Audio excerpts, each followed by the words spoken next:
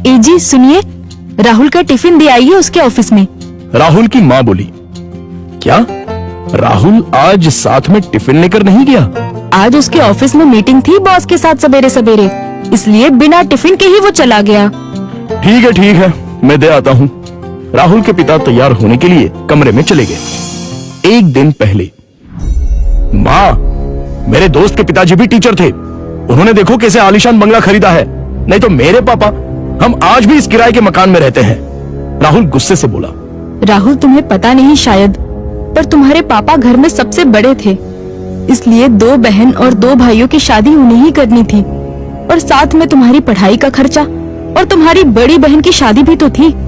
किसने किया ये सब? क्या फायदा इन सब का? उनके भाई बहन अब बंगले में रहते हैं। कभी उन्होंने सोचा है कि अपना भाई किराए के मकान में रहता है तो उसके लिए एक छोटा सा घर खरीद के दे दे? ये सुनकर माँ की आंखों में आंसू आ गए। उन्हें समझ नहीं आ रहा था कि जन्म दिया बेटा अपने बाप के बारे में ऐसी बातें कर रहा है। फिर माँ बोली, तुम्हारे पिता ने अपना कर्तव्य निभाया, अपने भाई बहनों से कभी किसी चीज की उम्मीद नहीं की। राहुल पागलों जैसा बोल रहा था। अच्छा वो ठीक है, पर पिताजी लड़कों की ट्यूशन लेते थे। उनसे अगर फीस लेते तो आज पिताजी पैसों की गद्दी पर सोते। आजकल के क्लास वाले देखो कैसे इंपोर्टेड गाड़ियों में घूमते हैं। लेकिन तुम्हारे पिता के कुछ उसूल थे, ज्ञान बांटने के, पैसे नहीं लेने के, इसलिए तो उन्हें ढेर सारे पुरस्कार भी मिले। पता भी है तुम्हें? ये सुनते ही राहुल जोर से चिल्लाया, क्या फायदा इन पुरस्कारों का? क्या उनसे हमारा मकान बनेगा? पड़े हैं धूल खाते उस कबाड़ खाने में, कोई नहीं पूछता है उनको। तभी दरवाजे की बेल बजती है। पिताजी ने अपनी बातें तो सुन नहीं ली ना। इस डर से राहुल का चेहरा उतर गया, लेकिन पिताजी किसी से बात किए बिना ही अपने कमरे में चले गए। ये था कल का झगड़ा, और आज मोहनलाल ने साइकिल को टिफिन लगाया और कड़ी धूप में राहुल के ऑफिस पहुंच गए। कड़ी धूप होने के कारण वो थक गए थे।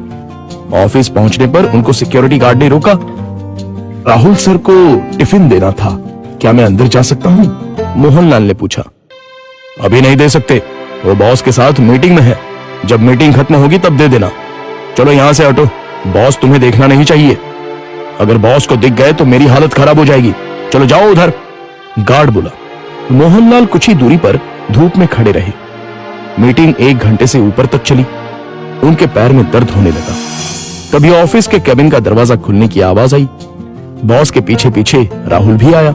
धूप में खड़े हुए पिताजी को देखकर वो मचलाया। चलते चलते बॉस की नजर मोहनलाल पर पड़ गई। गाड़ी में बैठने की बजाय वो वहीं खड़े रहे। वो सामने धूप में कौन खड़ा है? उन्होंने गार्ड से पूछा। अपने राहुल साहब के पिता हैं, टिफिन देने आए थे। गार्ड डरते हुए बोला। बुलाओ उन्हें। राहुल घबरा गया, उसके पसीने छूट गए। उसे अपने पिता पर बहुत गुस्सा आया। गार्ड के बुलावे पर मोहनलाल अंदर आए। बॉस उनके पास गए और बोले, आप मोहनलाल सर हैं ना? सरकारी स्कूल में आप ही टीचर थे ना? हाँ, पर आप कैसे पहचानते हैं मुझे? कुछ समझने से पहले ही बॉस ने मोहनलाल के पैर छुए। राहुल और सब लोग ये देखकर हक्का बक्का रह गए। सर, मैं विजय, आपका स्टूडेंट था। आप मुझे पढ़ाने के लिए घर आते थे। हाँ, याद आया। बाप रे, तुम तो बहुत ही बड़े हो गए हो। विजय मुस्कुराया और बोला, सर आप यहाँ धूप में क्या कर रहे हैं? चलिए अंदर बैठते हैं, बहुत सारी बातें करनी है आपसे। सिक्योरिटी, तुमने इन्हें अंदर क्यों नहीं बिठाया? सिक्योरिटी ने शर्म के मारे गर्दन नीचे कर दी और बोला, सॉरी सर, गलती हो गई। इस पर मोहनलाल बोले, इसमें इसकी कोई गलती नहीं है, आपको डिस्टर्ब ना हो इसलिए मैं ही बाहर खड़ा हुआ था। ओके। विजय ने मोहनलाल का हाथ थामा और उनको अपने केबिन ले गया। बैठिए सर, अपने कुर्सी की तरफ उंगली करते हुए विजय बोला। नहीं, ये कुर्सी तो तुम्हारी है। मोहनलाल हिचकिचाहट से बोले, सर आपकी वजह से ही तो ये कुर्सी मुझे मिली है, इसलिए इस पर सबसे पहले आपका हक बनता है।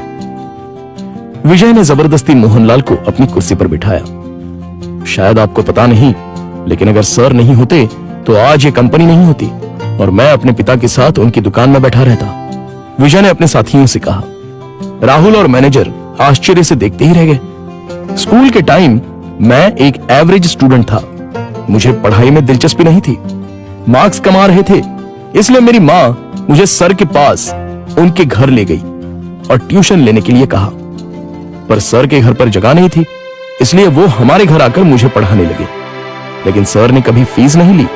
सर के पढ़ाने के तरीके से फिर धीरे धीरे मुझे पढ़ाई में रुचि आने लगी और मैंने 10वीं में दूसरा नंबर लाया। ये देखकर तो मैं हवा में उड़ने लगा। My goodness! पर सर ने कभी आपसे फीस नहीं ली? मैनेजर ने पूछा। मैं मां के साथ मिठाई लेके सर के घर गया। मां ने 50,000 का चेक सर को दिया, लेकिन उन्होंने वो नहीं लिया। तब सर ने एक बात कही थी जो आज भी मुझे याद है। सर ने कहा था, मैंने कुछ नहीं किया, आपका बेटा ही होशियार था। मैंने सिर्फ उसे रास्ता दिखाया है और मैं ज्ञान बेचता नहीं हूं, दान करता हूं। फिर मैंने 12th करने के बाद MS किया और अमेरिका जाकर पढ़ाई की और वापस आने के बाद ये कंपनी स्टार्ट की। एक पत्थर को सर ने हीरा बना दिया। सर, आपको सच में दिल से प्रणाम। मोहनलाल की आंखों में आंसू आ गए। यह सच में कमाल की बात है। बाहर दुनिया में पढ़ाई का बाजार चल रहा है और इन्होंने बिना फीस लिए पढ़ाया। मान गए सर आपको। ऐसे लोग उसूल के पक्के होते हैं। इन्हें पैसों की और पुरस्कार की भी चाह नहीं थी। इन्हें तो बस अपने स्टूडेंट का भला हो, यही दिन रात सोचते थे। सही कहा सर आपने। ऐसे लोग तो दुनिया में बहुत ही कम होते हैं। सर, क्या आज आप उसी किराए के मकान में रह रहे हो? मोहनलाल की जगह राहुल ने ही जवाब दिया। हाँ सर, उसी किराए के मकान में रहते हैं। आज मैं अपने सर को गुरु दक्षिणा दूंगा। इस शहर में मेरे कुछ फ्लैट्स हैं, उसमें से एक फ्लैट मैं आपके नाम कर रहा हूं। विजय ने कहा। क्या? मोहनलाल और राहुल एक ही साथ बोले। इतनी बड़ी गुरु दक्षिणा मुझे नहीं चाहिए। मोहनलाल बोले, सर प्लीज ना मत कहिए।